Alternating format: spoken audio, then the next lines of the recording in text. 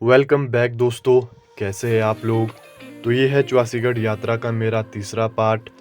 I hope आपने पहले 2 part देखे होंगे और आपको पसंद भी आए होंगे। फिलहाल तो हम घर की ओर जा रहे थे, लेकिन मेरे दोस्तों ने नाग देवता जी के मंदिर जाने का मन बना लिया। दोस्तों, तो अभी जो हमारा प्लान बना है वो महोग होके जाने का बना है, जहां आपको चवासी नाग जो कि फिरनू से डीम तक के राजा माने गए हैं और उनके बारे में कुछ विशेष बातें भी आपको बताई जाएगी। मैंने और मेरे दोस्तों ने बहुत बड़ा रिस्क ले लिया था, क्योंकि चौसीगढ़ के ऊपर हमें 3 बज चुके थे और फिर हम महोग भी जा रहे थे और उसके बाद हमने घर भी आना था।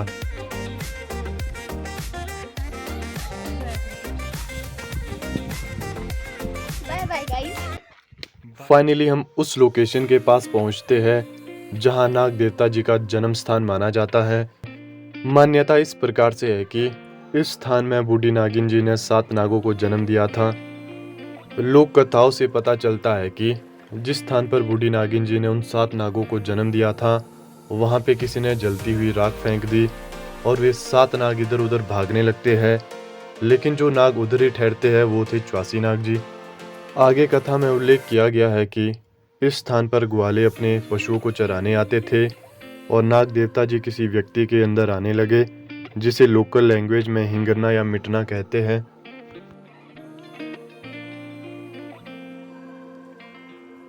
उन 7 नागों में से एक टकरासी नाग भी है और एक नाग आज भी भूमि के अंदर यहीं मौजूद है।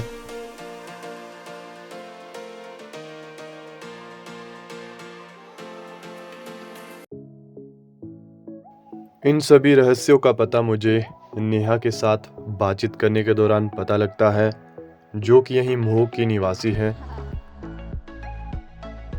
रुचिदी, जैसा आपने बोला है कि महोग से आपका एक अलग लगाव है, क्या आप इसको स्पष्ट करेंगे? मतलब कैसा लगाव है? भगवान के साथ एक अलग सा हाँ जी। वो है, बॉन्डिंग है। मतलब जैसे मैं देवी देवताओं को बहुत मानती हूँ, तो मेरे लिए सभी देवी देवता समान है, तो इसीलिए मुझे हर एक उस मंदिर वाले प्लेस से लगाव है। अच्छा। जी।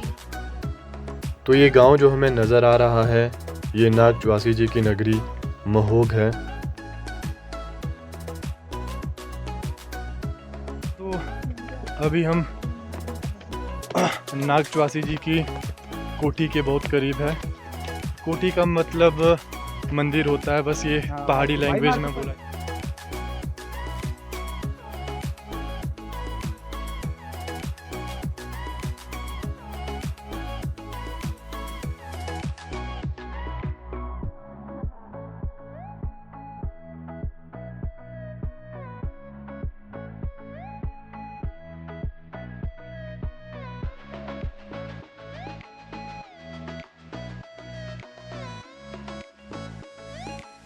इन दोनों के बारे में तो मैं क्या ही बोलूं दोस्तों। फाइनली काफ़ी लंबा सफ़र करने के बाद हम नाग चौसी जी के मंदिर पहुंच जाते हैं।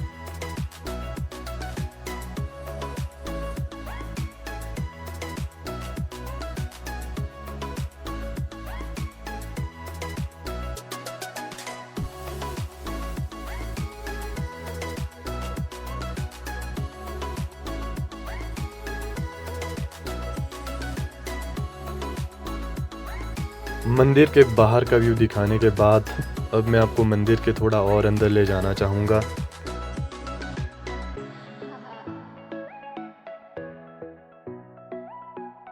तो ये मंदिर का मुख्य स्थान है जहाँ नाग देवता जी निवास करते हैं। देवता जी के चेहरों के ऊपर जो नाग है, ये एकदम वास्तविक स्वरूप प्रदर्शित करता है।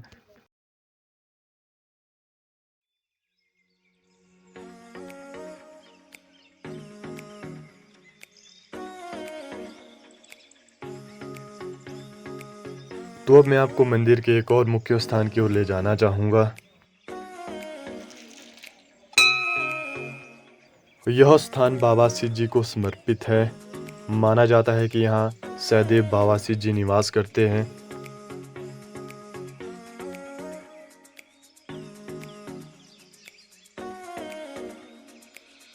यह स्थान नाग देवता जी के गणों में से एक सदस्यों का स्थान है।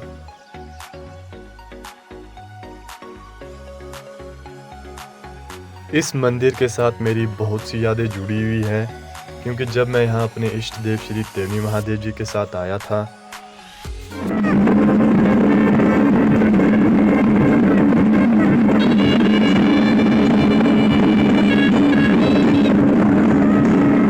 मकर संक्रांति के दिन यहाँ घी खिचड़ी का प्रबंध किया गया था।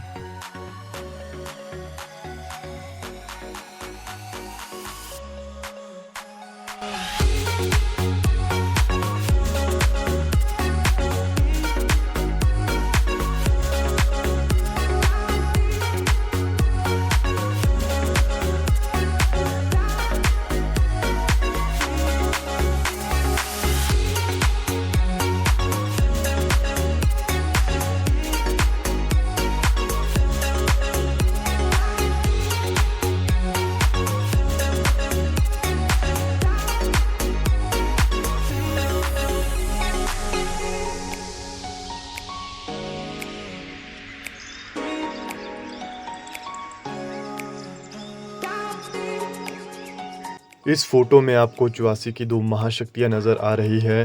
एक है देवनी महादेव जी और दूसरे नाग चौवासी जी। 4 वर्षों के बाद श्री नाग चौवासी जी अपने श्रद्धालुओं के साथ सतलुज नदी पर शाही स्नान के लिए जाते हैं। सर्दियों के मौसम में चौवासीगढ़ की वादियाँ सफ़ेद बर्फ़ की चादर से ढकी हुई होती हैं।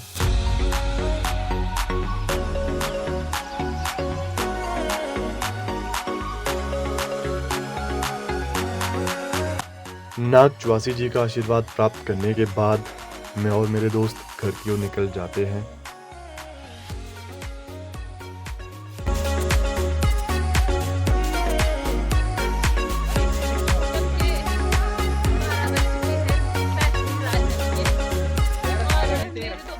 यही था चौवासीगढ़ यात्रा का मेरा तीसरा पार्ट। आई होप आपको अच्छा लगा होगा। लाइक, कमेंट, शेयर और सब्सक्राइब ज़रूर करें।